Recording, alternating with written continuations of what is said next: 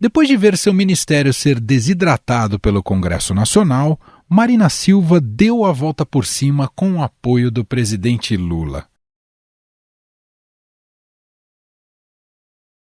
Há 10 dias, a pasta perdeu, entre outras atribuições, a ANA, a Agência Nacional de Águas, que regulamenta e fiscaliza os recursos hídricos do país.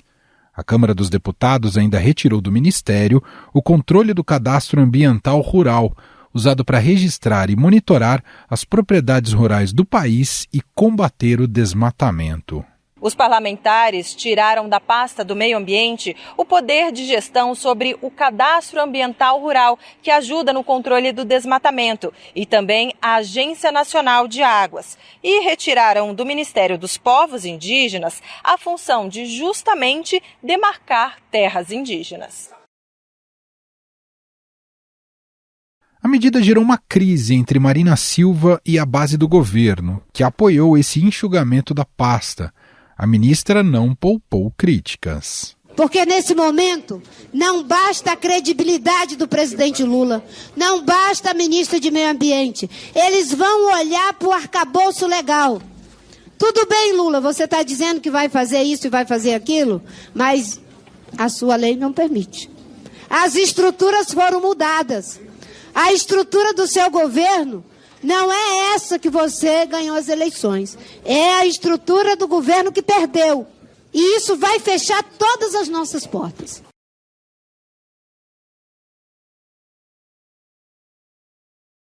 Mas, como diz o samba, Marina sacudiu a poeira e deu a volta por cima no lançamento das novas metas para o Plano de Ação para a Prevenção e Controle do Desmatamento na Amazônia Legal. Uma das primeiras medidas anunciadas é o embargo imediato de metade das áreas desmatadas em unidades de conservação federais. Acabamos de relançar o Plano de Ação e Combate ao Desmatamento na Amazônia Legal, que em sua versão anterior, durante meus 2 primeiros mandatos, produziu a maior redução das taxas de desmatamento da Amazônia em toda a sua história. Estamos retomando a criação de áreas protegidas, parques e reservas.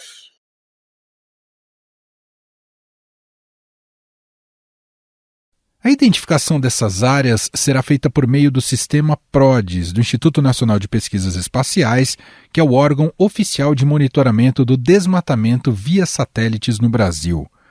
Dentre outros destaques estão o desenvolvimento de sistemas de rastreabilidade dos produtos agropecuários e minerais da Amazônia, com o objetivo de coibir as práticas ilegais. Estamos combatendo o desmatamento ilegal em todos os biomas brasileiros e o presidente Lula acaba de aprovar o plano que, em seus 2 primeiros mandatos, produziu a maior redução nas taxas de desmatamento na Amazônia na história do Brasil.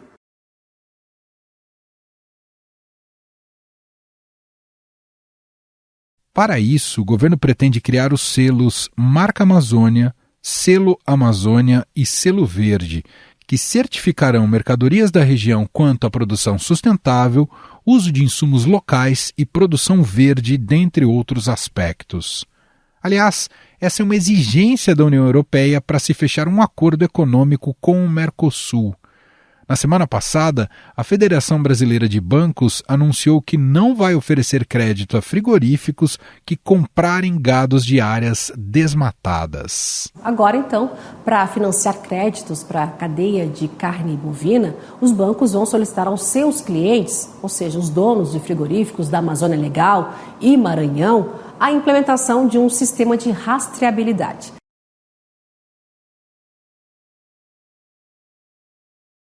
Outra frente de fiscalização será sobre o garimpo ilegal, sobretudo em terras indígenas, que tem sido um dos motores de destruição da floresta. Desde janeiro, foi recomposta a participação social em todas as políticas públicas ambientais. Estamos retomando a criação de áreas protegidas, parques e reservas. Além disso, o governo iniciou a retomada das terras indígenas com o combate ao garimpo ilegal. Ainda segundo o plano, será obrigatório a realização de estudo de viabilidade técnica, econômica e ambiental para grandes empreendimentos e projetos de infraestrutura na região. Esse último ponto vai ao encontro às tentativas da Petrobras de explorar petróleo na região da foz do rio Amazonas e que foi vetado pelo IBAMA. No caso aí de petróleo na foz, né, o IBAMA tem a sua autonomia para tecnicamente fazer o processo de licenciamento. Então, o que nós vamos fazer são licenças que levam em conta o parecer técnico dos órgãos de licenciamento. Se trata, sem sombra de dúvidas, de um empreendimento de altíssima complexidade. É inegável que tem altíssimo impacto ambiental, simbólico e político e que vai ser considerado do ponto de vista técnico. A nova versão do plano tem 4 eixos estratégicos: atividades produtivas sustentáveis, monitoramento e controle ambiental, ordenamento territorial e fundiário e instrumentos normativos econômicos. A ideia é desenvolver atividades produtivas sustentáveis, com a retomada das políticas de exploração sustentável de florestas públicas, incentivos à restauração florestal, à bioeconomia, à agricultura de baixo carbono e ao estabelecimento de infraestrutura verde. O plano antidesmatamento foi o principal responsável pela redução de 63,5% da taxa de devastação da floresta até 2019, quando foi extinto pela gestão Jair Bolsonaro. O desmatamento aumentou quase 80% nas áreas que deveriam estar protegidas nos 3 anos do governo Jair Bolsonaro. O levantamento é do Instituto Socioambiental.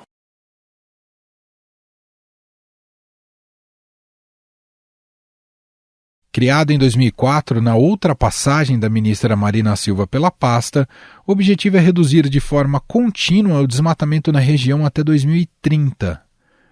Afinal, esse plano aumenta os ruídos entre o governo e o agronegócio? Zerar o desmatamento até 2030 é uma meta factível? Sobre estes temas, nós vamos conversar com o ambientalista e deputado constituinte Fábio Feldman.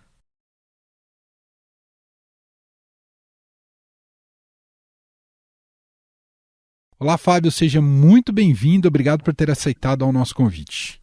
Eu que agradeço essa oportunidade de conversar com vocês sobre a Amazônia, inclusive porque eu estou, nesse momento, no Pará, em Belém. Não poderia ter cenário melhor para estar conversando aqui com a gente. Bom, Fábio, o governo federal apresentou nessa semana as novas diretrizes do PPCDAN, que é o Plano de Ação para a Prevenção e Controle do Desmatamento na Amazônia Legal. Aliás, um plano que foi interrompido ao longo do governo do ex-presidente Jair Bolsonaro. Queria começar te perguntando se essa nova versão apresentada nessa semana está no rumo certo. Qual que é a sua primeira avaliação? Não, eu acredito que é um plano bem elaborado, está no rumo certo, atualizou o plano de antes do governo Bolsonaro, e eu acho importante se assinalar que, para que ele dê certo, nós temos que ter alocação de recursos para que realmente você possa sentir essa ação de combate ao desmatamento na ponta. Quer dizer, o que nós assistimos nos últimos anos no governo Bolsonaro é um sinal contrário de estímulo à grilagem, ao desmatamento. E agora este plano tem que ser colocado em prática e fazer a sinalização contrária de cumprimento da lei e cumprimento, na minha opinião, da Constituição de 88. A meta de zerar o desmatamento até 2030 é factível ou é muito ousada, Fábio?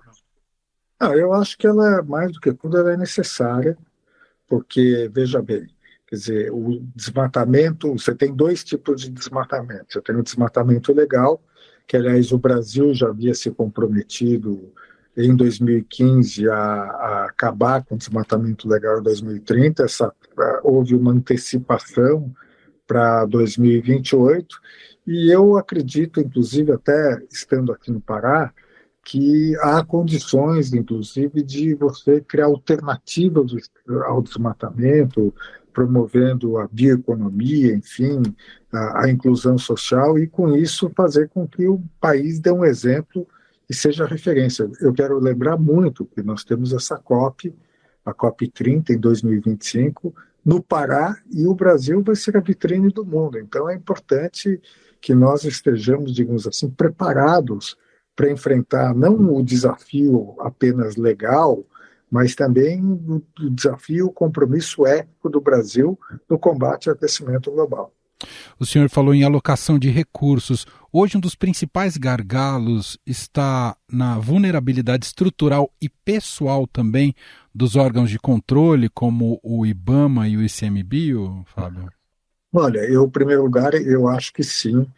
Eu acho que há necessidade de um radical fortalecimento institucional do IBAMA, do ICMBio, especialmente do IBAMA, mas eu quero lembrar que parte do combate ao desmatamento é feito pelas polícias militares dos estados. E eu falo isso, eu estou no Pará, que é o estado com maior taxa de desmatamento histórica nesses últimos anos.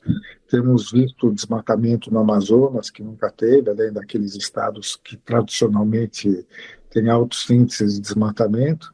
Eu acho que é importante, além do fortalecimento institucional desses órgãos, um pacto com os governadores e com os governos estaduais para que todo mundo esteja na mesma página. Eu quero lembrar que o combate ao desmatamento parte do engajamento das polícias militares dos governos estaduais. Uhum. Bom, no eixo 1 do plano colocam-se diretrizes para estimular a bioeconomia. É nesse aspecto, Fábio, que a iniciativa privada pode se engajar mais em relação a esse plano? Não, eu acho que a bioeconomia é um desejo, é importante, porque eu acho que a ideia e a premissa básica da bioeconomia é a seguinte: eu tenho a maior biodiversidade do planeta no Brasil, a mega biodiversidade. A Amazônia é portadora dessa mega biodiversidade e eu vou encontrar mecanismos de explorar de maneira sustentável essa biodiversidade. Não é uma tarefa fácil, não é trivial, não tem muita referência no mundo em escala. Então, quer dizer, eu acho que é ambicioso você colocar a bioeconomia como uma alternativa, porém, ser ambicioso não significa dizer que não é necessário. Uhum. Quer dizer, é necessário você criar os mecanismos para a implementação da bioeconomia, mas eu quero dizer que é um desafio radical. O senhor vê condições políticas para a execução de um plano robusto como esse, porque o Congresso já deu recados claros, né, inclusive com a anuência do próprio Lula e do governo, que não necessariamente vai bancar a agenda da Marina Silva. Além disso, há necessidade de empenho de outras pastas dentro do próprio governo para que isso se efetive? Olha, eu acho que, primeiro, uma observação. Acho que o papel da ministra Marina Silva é muito importante, mas eu acho que o anseio de bioeconomia vai muito além da ministra Marina Silva. Já existe aí um esforço da sociedade civil, um engajamento de parte do setor empresarial mais cosmopolita em relação a isso, que nós não podemos esquecer que o desmatamento da Amazônia milita muito contra a reputação do país. E essa reputação do país abalada, ela se reflete inclusive nos negócios, quer dizer, se reflete especificamente na exportação de commodities do Brasil, especialmente para a União Europeia, para os europeus.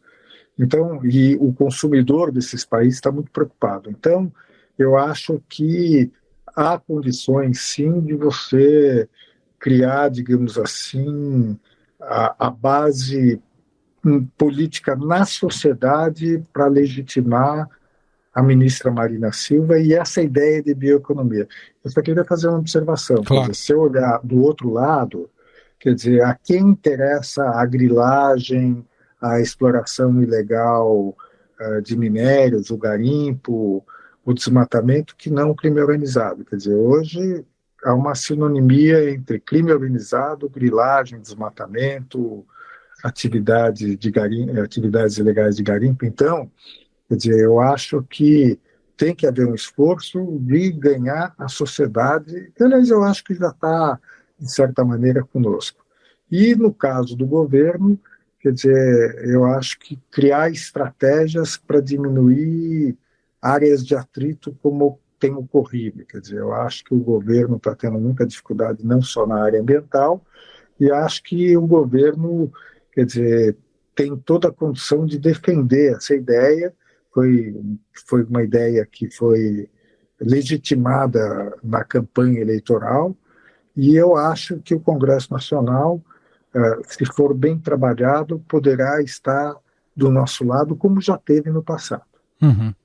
Eu até te pergunto isso sobre condições políticas, porque a gente observa um Congresso com sua bancada ruralista muito organizada. Além de ampla, essa bancada ela é muito organizada, com muitos trabalhos e que faz um lobby muito eficiente ali no Congresso Nacional, né, setores interessados nessa área, o que não significa que eles sejam os vilões, mas a gente percebe um descompasso em relação à bancada ambientalista, né? Então, quanto a esse descompasso de representação da sociedade para esses temas tão urgentes, Fábio?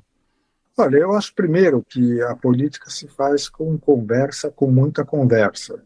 E eu acredito muito que haja um espaço de convergência grande com o agro.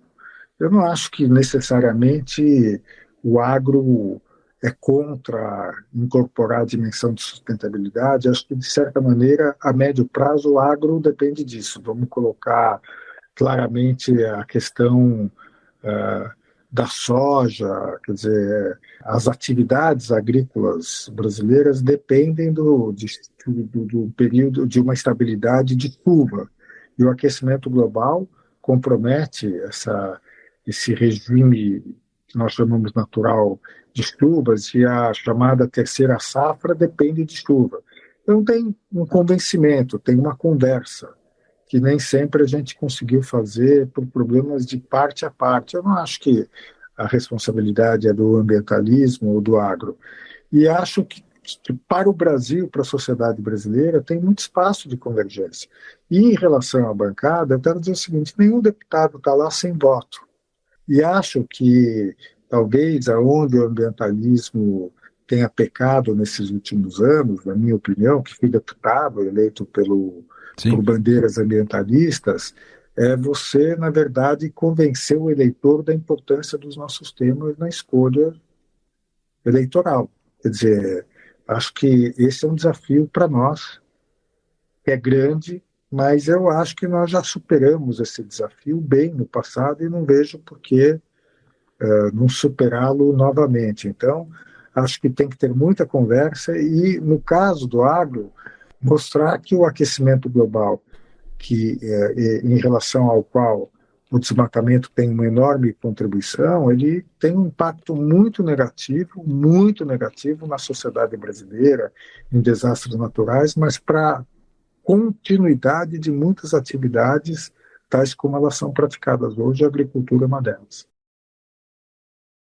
O senhor comentou das polícias militares, né? A gente vem observando que, além da questão ambiental em si, há também fatores agravantes na região amazônica pela maior presença do crime organizado em várias frentes. O senhor citou grilagem, mas a gente pode falar também do tráfico, né, que está muito presente ali na região. O quanto isso é um entrave hoje, um desafio para o Estado brasileiro, Fábio? Não, eu acho que esse é o grande desafio do Estado brasileiro. Quer dizer, durante muitos anos, houve uma interpretação equivocada de que nós, ambientalistas, militávamos contra a soberania brasileira. Quer dizer, hoje o maior desafio e a maior ameaça à soberania brasileira é o crime organizado. Quer dizer, o crime organizado que atua nas barbas do Estado brasileiro, quer dizer, na minha opinião, com muito atrevimento e com muita impunidade. Então, eu acho que esse desafio em relação ao crime organizado é um desafio da sociedade, em primeiro lugar, do Estado brasileiro, e queria fazer um comentário com você, não só na Amazônia. Por exemplo, aqui na região metropolitana de São Paulo, na cidade de São Paulo, o PCC tem um papel muito, muito grande na supressão da Mata Atlântica. Então, eu diria para você que o crime organizado é uma ameaça à soberania brasileira e à própria democracia. Perfeito. Para a gente fechar, Fábio, eu queria te ouvir como o Brasil, pensando que esse plano poderá ser, com participação da sociedade civil, né, com muitas sugestões e de entidades ligadas ao tema, esse plano apresentado, ele bem executado, como é que o Brasil pode se beneficiar disso a médio e longo prazo?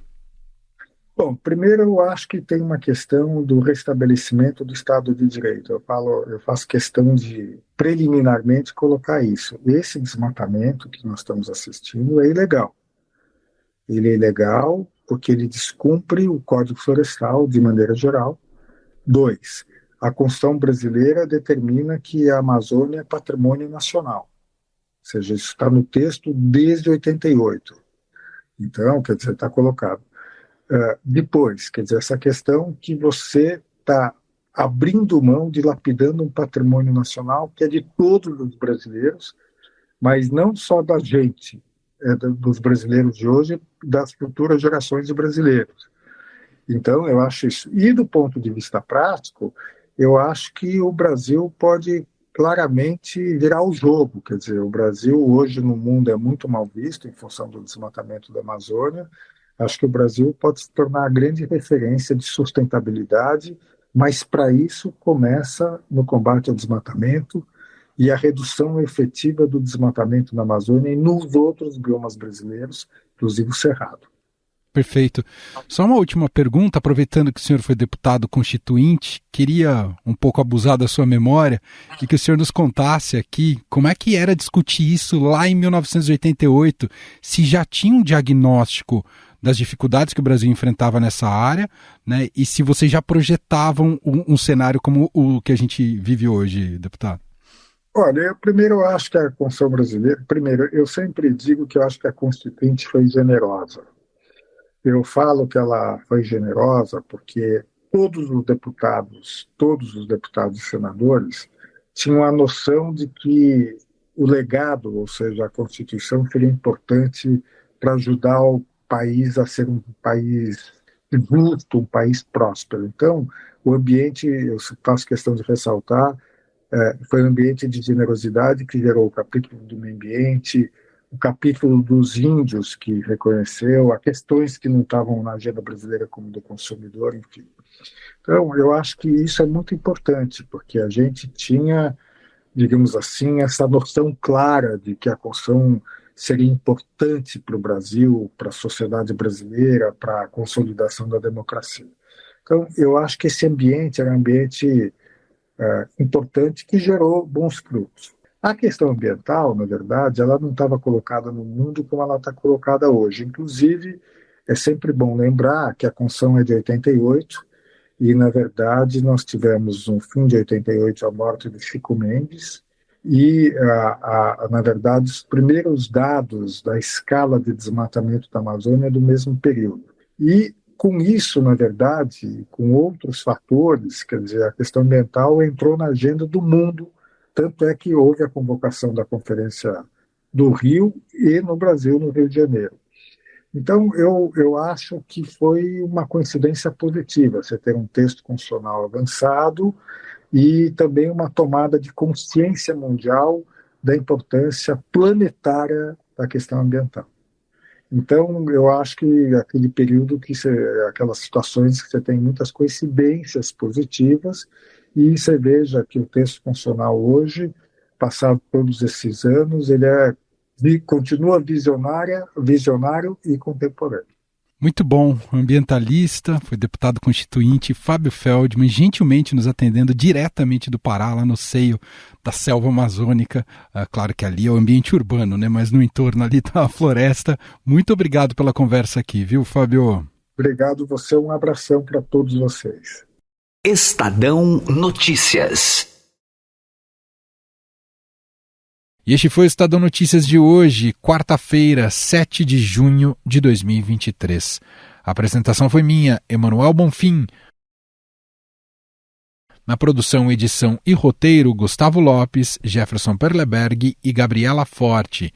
A montagem é de Moacir Biasi.